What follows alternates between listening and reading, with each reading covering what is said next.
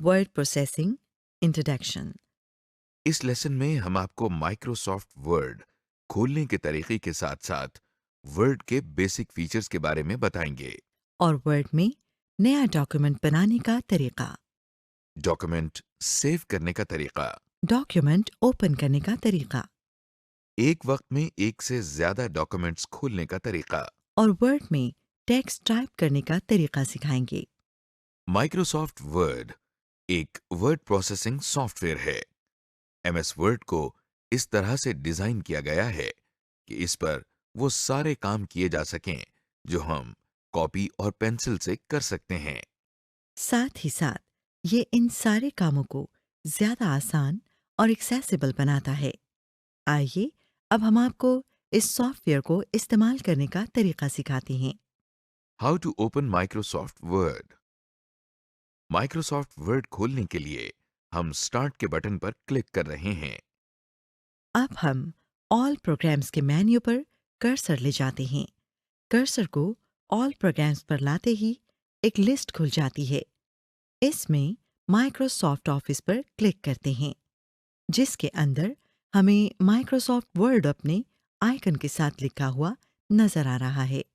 हम इस पर क्लिक कर रहे हैं। क्लिक करते ही वर्ड खुल जाता है। यहाँ पर आपको बहुत से बटन, तस्वीरें और वर्ड्स नजर आ रहे हैं। आप एक सफेद हिस्सा भी देख सकते हैं। आइए बारी बारी हम एमएस वर्ड में इन सब चीजों को देखते हैं। याद रखिए कि अगर आप विंडोज 8 या कोई और विंडोज इस्तेमाल कर रहे हैं तो एमएस वर्ड खोलने का तरीका मुख्तलिफ हो सकता है। इसके अलावा एमएस वर्ड के मुख्तलिफ वर्जन्स होने की वजह से इसका इंटरफेस थोड़ा सा मुख्तलिफ या कुछ फीचर्स का इजाफा हो सकता है। Bars and grades. सबसे ऊपर आपको ये जो एक नीले रंग की बार नजर आ रही है, इस बार को हम टाइटल बार कहते हैं। टाइटल बार के दरमियान में आप देख सकते हैं कि डॉक्यूमेंट 1 लिखा हुआ है। ये इस डॉक्यूमेंट का नाम है। एमएस वर्ड बाय डिफॉल्ट नए डॉक्यूमेंट को डॉक्यूमेंट 1 का नाम दे देता है। वर्ड की टाइटल बार में फाइल के नाम के आगे माइक्रोसॉफ्ट वर्ड भी लिखा होता है। टाइटल बार के ऊपर ही बाएं तरफ आपको कुछ आइकॉन्स नजर आ रहे होंगे। इसको क्विक एक्सेस टूल बार कहते हैं। मसलन सेव, अनडू, रीडू वगैरह के आइकॉन्स बने हुए हैं। नीचे जो बार आपको नजर आ रही है, इसे मेन्यू बार या रिबन टैब्स कहते हैं। इसमें फाइल, होम और इंसर्ट वगैरह के टैब्स हैं। रिबन टूल बार में वर्ड के मोटे मोटे फीचर्स होते हैं। आप किसी भी रिबन टैब को क्लिक करके नीचे मजीद फीचर्स देख सकते हैं। इसमें डॉक्यूमेंट को फॉर्मेट करने के लिए बहुत सारे फीचर्स हैं, जिसके जरिए आप टेक्स्ट को अपनी मर्जी और ज़रूरत के मुताबिक एडिट कर सकते हैं।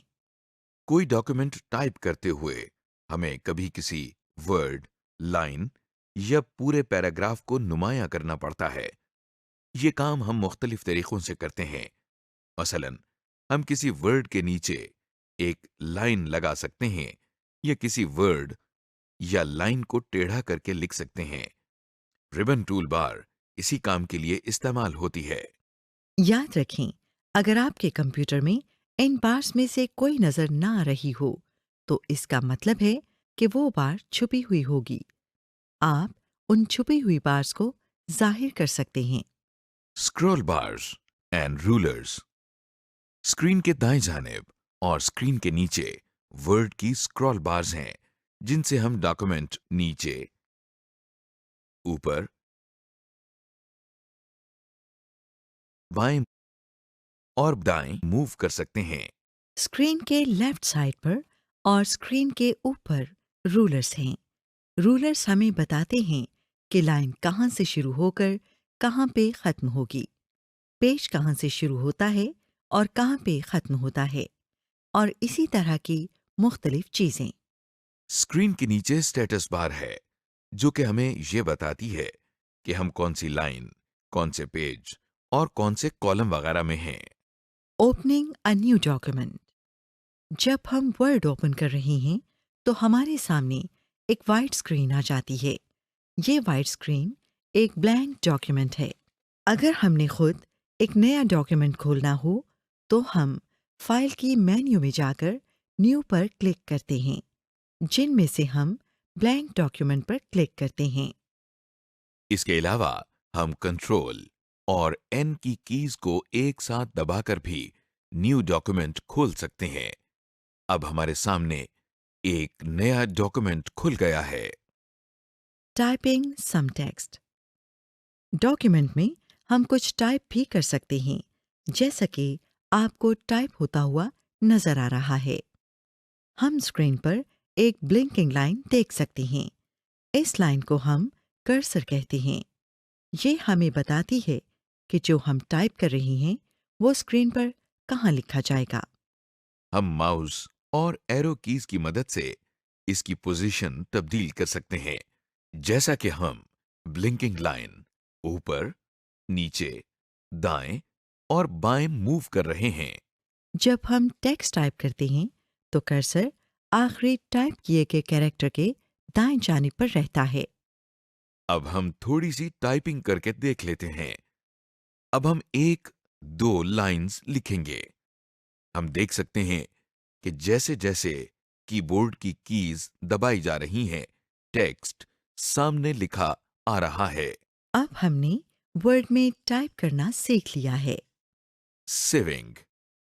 अब क्यों ना हम अपने काम को कंप्यूटर पर महफूज या सेव कर लें, ताकि आगे जाकर ये दोबारा भी इस्तेमाल हो सके।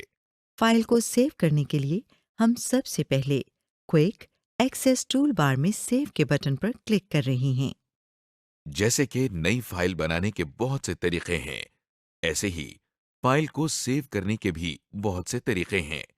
इनमें से एक में हम फाइल के मेन्यू पर क्लिक कर रहे हैं और फिर सेव की ऑप्शन पर क्लिक कर रहे हैं। सेव करने के आखिरी तरीके में हम कंट्रोल और एस की कीज एक साथ दबाते हैं। अब हमारे सामने सेव की ऑप्शंस वाली स्क्रीन खुल गई है। इस स्क्रीन पर फाइल नेम के सामने फाइल का जो नाम हम रखना चाहते हैं वो टाइप कर देते हैं।